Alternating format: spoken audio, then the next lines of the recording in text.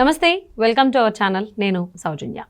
YS Sharmila AP PCC చీఫ్గా బాధ్యతలు స్వీకరించిన తర్వాత కడపలో పర్యటించిన తర్వాత అక్కడ ఉన్నటువంటి సీనియర్ నేత ఇన్ని సంవత్సరాలు కూడా ఆయన ఆల్మోస్ట్ 10 years పైబడి నుంచి ఆయన చాలా సైలెంట్గా ఉన్నారు.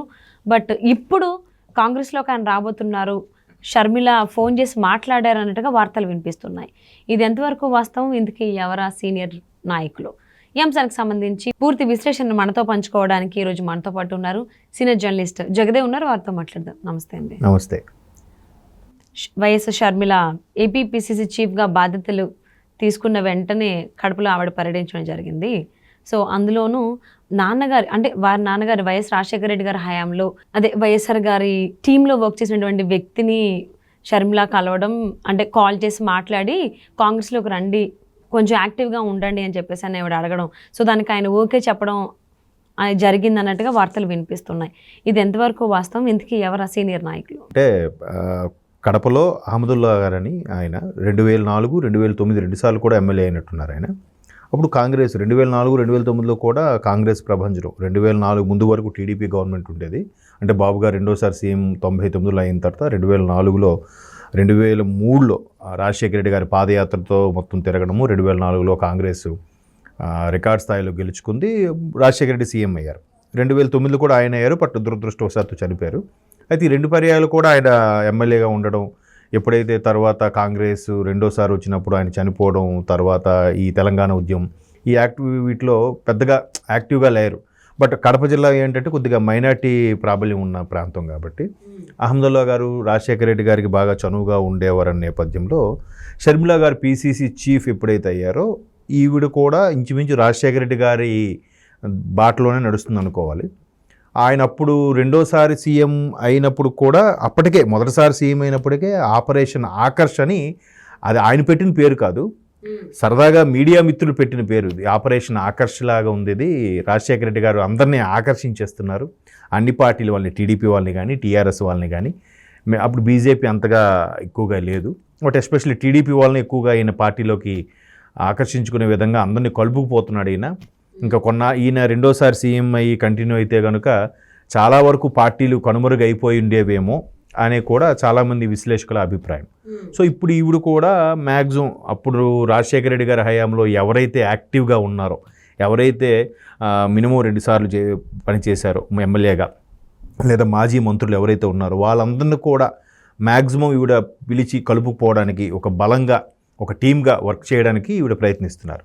సో అది క్లియర్గా కనిపిస్తుంది. మీరు అన్నట్టు ఆయన 2 సార్లు కాంగ్రెస్లో ఉన్నప్పటికీ రాజశేఖర రెడ్డి గారు రెండో పర్యాయంలో మేలో ప్రమాణ స్వీకారం అయింది, సెప్టెంబర్లో చనిపోయారు. ఆయన సెప్టెంబర్ 2నే చనిపోయారు.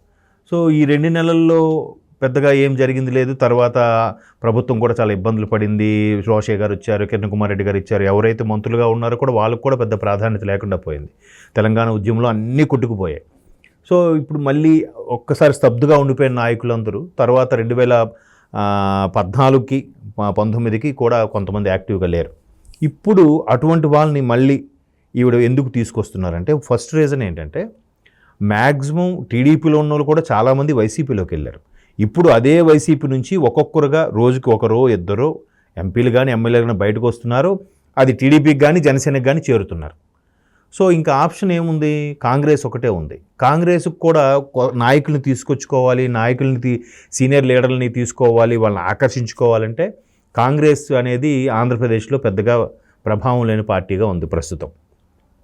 సో ఇప్పుడు ఎవరైతే గతంలో రాజశేఖర రెడ్డి గారి హయాంలో కానీ అంతకుముందు కానీ యాక్టివ్గా ఉండేవారో, మాజీ మంత్రులు కానీ మాజీ ఎమ్మెల్యేలుగా ఉండేవాళ్ళు, అటువంటి వాళ్ళని మళ్ళీ ఈవిడ వాళ్ళకి ఫోన్ చేసి మాట్లాడడం, వాళ్ళని గ్యాదర్ చేయడం గట్రా చేస్తున్నారని కాంగ్రెస్ శ్రేణులు మాట్లాడుతున్నాయి. అఫ్కోర్స్ దీని వెనక చాలామంది స్కెచ్ ఉంది. కేవీపీ రామచంద్ర గారు స్కెచ్ ఉంది. రేవంత్ రెడ్డి గారు ఫుల్ సపోర్ట్ ఇస్తున్నారు, తెలంగాణ ముఖ్యమంత్రి రేవంత్ రెడ్డి గారు. అండ్ మోర్ అధిష్టానం కూడా ఫుల్ పవర్స్ ఇచ్చేసింది. మీరు ఏం చేస్తారో తెలియదు, మరలా ఆంధ్రప్రదేశ్లో కాంగ్రెస్ని ఒక స్థాయిలో నిల్చోబెట్టాలి. ఇప్పుడు కాకపోయినా, ఇప్పుడు అంత ప్రభావం చూపకపోయినా 2029కైనా కాంగ్రెస్ ఒక ప్రభావం చూపే పార్టీలాగా ఉండాలి. ఎందుకంటే నేషనల్ పార్టీ ఆ స్థాయిలో నిలబెట్టాలంటే ఇప్పటి నుంచే కసరత్తు స్టార్ట్ చేయాలి. అండ్ మోర్ ఓవర్ ఈవిడికి పీసీసీ చీఫ్ ఇచ్చారు కాబట్టి ఈవిడ మార్క్ అంటూ చూపించుకోవాలిగా. రాజశేఖర రెడ్డి గారి బిడ్డగా ఆ మార్క్ చూపించుకునే ప్రయత్నం ఆవిడ ఇప్పటి నుంచో స్టార్ట్ చేశారని అర్థమవుతుంది. ఇప్పుడు అహ్మదుల్లా లాంటి వ్యక్తుల్ని కలుపుకుపోవడం, కేవీపీ గారు లాంటి వ్యక్తుల్ని ఫోన్ ద్వారా సంభాషించి మరలా ఆయన సలహాలు సూచనలు తీసుకోవడం. మీరు అన్నట్టు ఆపరేషన్ ఆకర్ష్ ఏదైతే ఉందో అది మ్యాక్సిమం ఇంకా ఇప్పుడు వైసీపీలో ఎవరైతే టీడీపీని కానీ జనసేనలు కానీ దుమ్మెత్తిపోసారో, భయంకరంగా విమర్శలు చేశారో అటువంటి వాళ్ళు ఇప్పుడు బయటకు వచ్చేస్తే ఇంకా వాళ్ళకి ఆప్షన్ ఏముంది? బీజేపీకి అంత ఇది లేదు ఆంధ్రాలో. మరి ఆంధ్రాలో టీడీపీ జనసేనకి అంత దారుణంగా విమర్శించిన వాళ్ళు ఖచ్చితంగా ఆ పార్టీలోకి వెళ్ళలేరు. అప్పుడు ఇంకా one and only option Congress. That Sharmila గారు ఉన్నారు. ఇప్పుడు వైసీపీ కాంగ్రెస్ ఒకటే అని అనుకోవాలి ప్రస్తుతానికి. అంటే కొన్ని సందర్భాల్లో ఎలా అంటే చాలామంది ఇప్పటికీ విశ్లేషకులు, కొంతమంది విమర్శకుల అభిప్రాయం ఏంటంటే షర్మిలా గారు ఈరోజు కూడా జగన్మోహన్ రెడ్డి గారు వదిలిన బాణమైన ఫీలింగ్లో ఉన్నారు. కాబట్టి అప్పట్లో చాలామంది విమర్శించిన విమర్శ ఏంటంటే తల్లి కాంగ్రెస్ పిల్ల కాంగ్రెస్ అని అనేవారు. పెద్ద కాంగ్రెస్ని తల్లి కాంగ్రెస్ అని, వైఎస్ఆర్సీపీని పిల్ల కాంగ్రెస్ అని అనేవారు. సో ఇప్పుడు కూడా పిల్ల కాంగ్రెస్ టీడీపీకి జనసేనలోకి వెళ్ళలేకపోయే పక్షంలో పిల్ల కాంగ్రెస్లో ఉన్న నేతలు ఎవరైతే ఉన్నారో వాళ్ళు టీడీపీ జనసేనలోకి వెళ్ళలేని పక్షంలో ఖచ్చితంగా తల్లి కాంగ్రెస్లోకి వెళ్ళాలి. And moreover Congress party national wide party ఎప్పటి నుంచో ఉన్న పార్టీ కాబట్టి ఇప్పుడు సోకాల్డ్ నేతలు అందరూ ఎవరైతే ఉన్నారో వీళ్ళందరూ కూడా ఒకప్పుడు కాంగ్రెస్కి ప్రత్యక్షంగానో పరోక్షంగా పనిచేసిన నాయకులే కాబట్టి సో మళ్ళీ కాంగ్రెస్లోకి వెళ్తారు. అండ్ మోరోవర్ షర్మిలా గారు ఉన్నారు కాబట్టి రాజశేఖర రెడ్డి బిడ్డగా అని ఆ సాకుతోనే వెళ్ళొచ్చు. లేదా ఇంకా టీడీపీ జనసేనలోకి వెళ్ళలేక ఆప్షన్ లేక కాంగ్రెస్లోకనే వెళ్ళొచ్చు. అండ్ అందుకే చాలామంది చెప్పే అభిప్రాయం ఏంటంటే షర్మిలా గారు పీసీ చీఫ్ అయిన తర్వాత ఎక్కువగా గండిపడేది వైఎస్ఆర్సీపీకే.